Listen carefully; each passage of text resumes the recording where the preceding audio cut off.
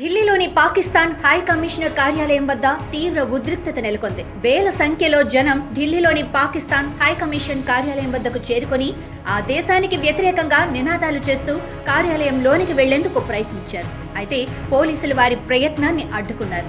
Barricades అడ్డుపెట్టి జనాలను నిలువరించారు. విషయం ఏంటంటే, పెహల్గాం ఉగ్రదాడిలో 27 మంది మరణించిన ఘటనపై దేశం యావత్తు శోక సంద్రంలో మునిగి ఉన్న సమయంలో పాక్ హైకమిషన్ కార్యాలయం కేక్ ఆర్డర్ చేసి సంబరాలు జరుపుకోవడానికి సిద్ధమైందన్న వార్త సోషల్ మీడియాలో వైరల్ అయింది.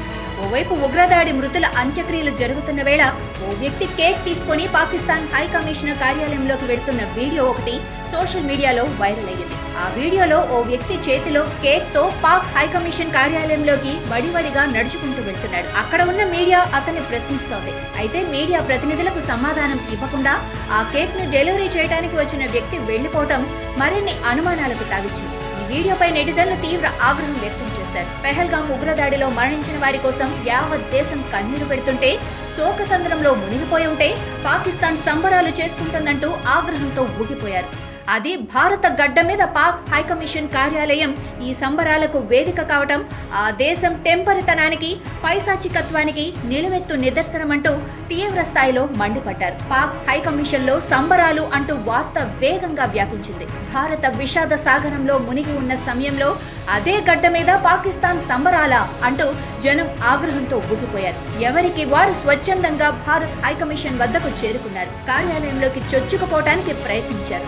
అదలా ఉంటే, పెహల్గాం ఉగ్రదాడి తర్వాత కూడా పాకిస్తాన్ తన కవ్వింపు చర్యలను కొనసాగిస్తోంది. సింధు నదీ జలాల్లో ప్రతి నీటి పొట్టు పాకిస్తాన్ కే చెందుతుంది అంటూ ఆ దేశ మంత్రి ఆవాయిస్ లెఘారీ పేర్కొన్నారు.